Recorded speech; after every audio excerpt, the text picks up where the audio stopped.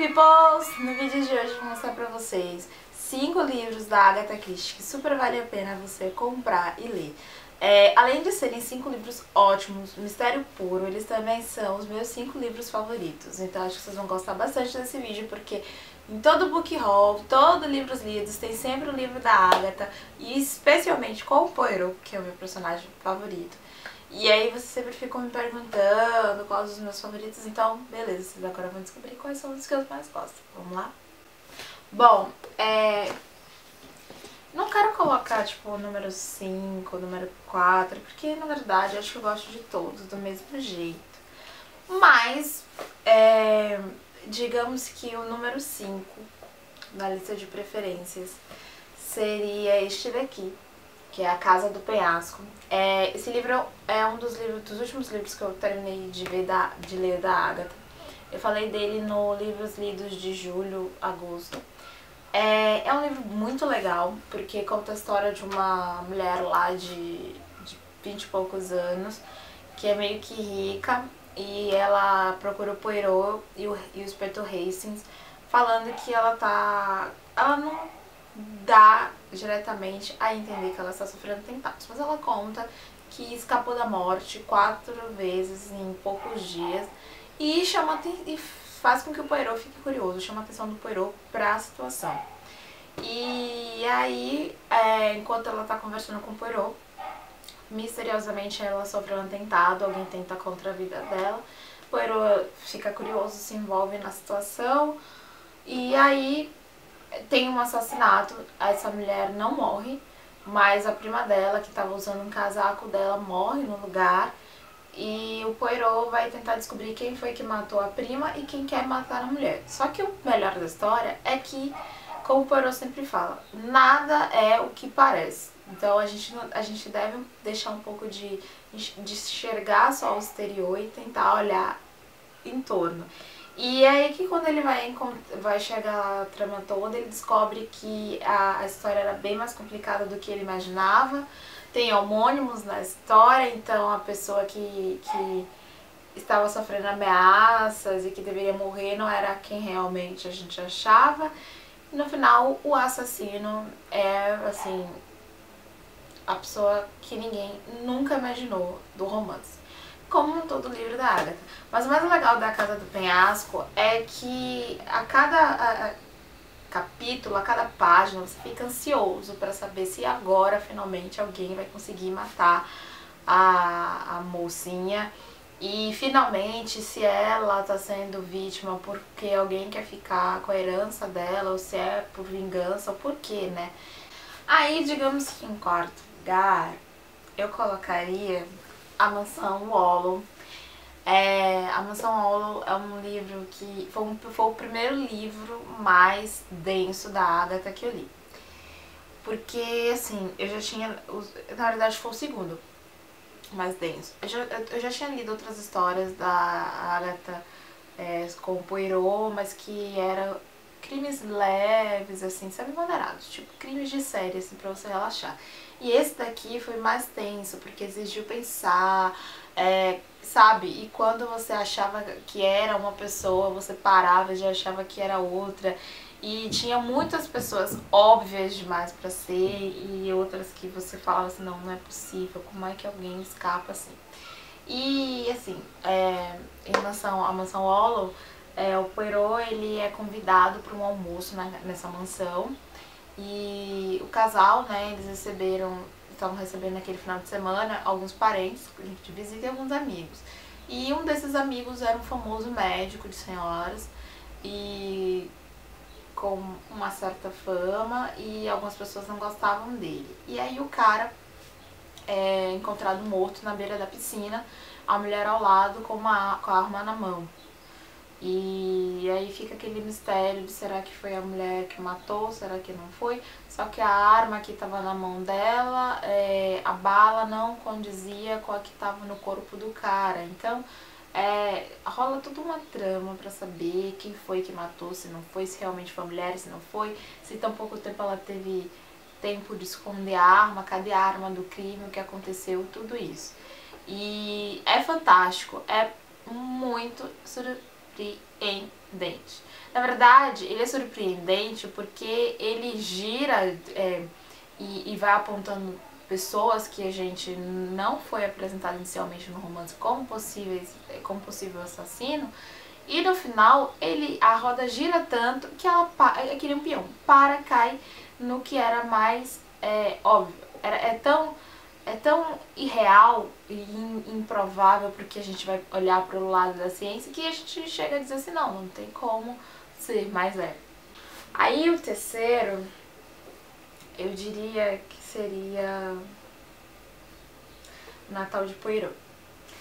Esse livro é muito legal, e principalmente porque, de novo, Poirot sempre chega assim, as coisas sempre caem nas mãos dele, super ao acaso.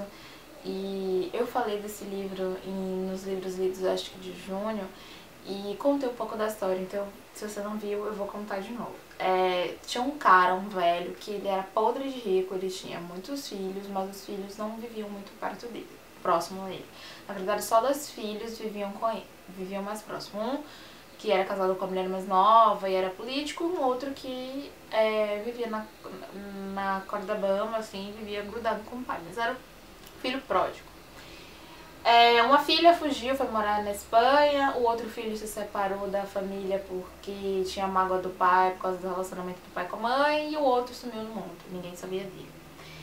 E a casa, perto do Natal, começa a ficar agitada, várias pessoas chegando, pessoas que, tipo, tinham saído do convívio familiar há anos, voltam de repente, e aí coisas estranhas começam a acontecer. Chega a neta da filha que foi pra Espanha, que fugiu com um cara, vem pro velhinho conhecer, e no meio disso tudo o velhinho aparece morto. Parece que teve uma briga no quarto do velhinho e o velhinho foi assassinado, mas só que a janela estava trancada, a porta trancada, e por onde foi que o assassino saiu? Ninguém sabe, ninguém viu. Só que, e aí fica aquele mistério de quem foi que matou o velhinho. Bom, teoricamente, a única certeza que as pessoas têm, e é uma coisa que é um adiantamento, é que quem matou o velhinho foi o filho dele, foi um dos filhos dele. Então, a história toda tá aí. O velhinho, ele aprontou muito durante a vida e criou vários inimigos. Então, como a certeza mais óbvia dentre as pessoas da casa era que foi um dos filhos dele, resta saber quem foi e por que e como. Meu segundo livro favorito da vida é esse daqui, que foi o primeiro mais, assim, surpreendente, que é Assassinato no Expresso Oriente. Esse livro é muito legal, porque ele se passa numa viagem de trem, então ninguém pode fugir dali, e quem cometeu o assassinato tem que estar ali. Só que o mais interessante é que esse livro vai servir até de referência em outros livros da Agatha, por causa do desfecho da história. Ninguém vai preso, ninguém pode ser acusado. Assim, o porquê que ninguém pode ser preso e acusado oficialmente, porque o Poirot se recusa, né, a fazer isso, o Poirot que é um cara tão fincado nas leis e tal, é porque o cara que morreu não prestava, não valia de nada, e muitas pessoas queriam a cabeça dele, e na verdade aquela viagem foi manipulada a acontecer, e a acontecer do jeito como se deu. Então o mistério todo é descobrir quem fez, por que fez e como foi, porque é misterioso, e o Poirot, coitadinho, ele acaba meio que envolvido, pra variar, nessa trama, porque ele meio que tem um vislumbre durante a noite de um possível assassino, de uma pessoa misteriosa. E aí que, no primeiro lugar, eu acho que tem um empate, porque tem 2 livros que eu adoro e que o título é até meio parecido, e que as histórias, assim, são surpreendentes. São tão surpreendentes quanto os outros, assim. Uma delas não é tão surpreendente, porque eu fui a única que eu consegui descobrir, matar de cara, assim, quem era o assassino. Mas só que você não imagina o desfecho, porque apesar de você meio que ter a pista inicialmente de quem é o assassino e realmente ser assim, a história se desnunda por outros caminhos e o final é mais incrível ainda. Bom, os 2 livros do primeiro lugar, que é um roubo, eu sei que eram 5 livros, mas vão ser 6, Morte no Nilo e Morte na Mesopotâmia. Eu li primeiro Morte na Mesopotâmia e o livro é, assim, incrível. É a trama mais louca, surreal e diabólica que de todos os livros que eu já li até hoje da Agatha, eu acho que o mais surreal, fantasioso, doentio é esse daqui. Sabe, um personagem psicopata, um assassino psicopata, é o assassino desse livro. Ele é extremamente psicopata e meticuloso. E o mais legal deste livro é que os relatos não são só do Poirot. Tem os relatos também da enfermeira Amy Litter, que ela é contratada por um arqueólogo para ajudar a mulher dele, que está tendo alucinações, com o marido falecido.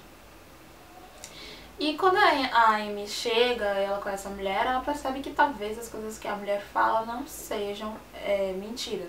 Que talvez a Louise não esteja tão louca assim quanto o marido pensa e as pessoas falam. Só que fica aquela coisa, será que não é? Será que é? A Louise tá fantasiando, não tá? Enfim, a Louise morre e dentro aparece morta no quarto.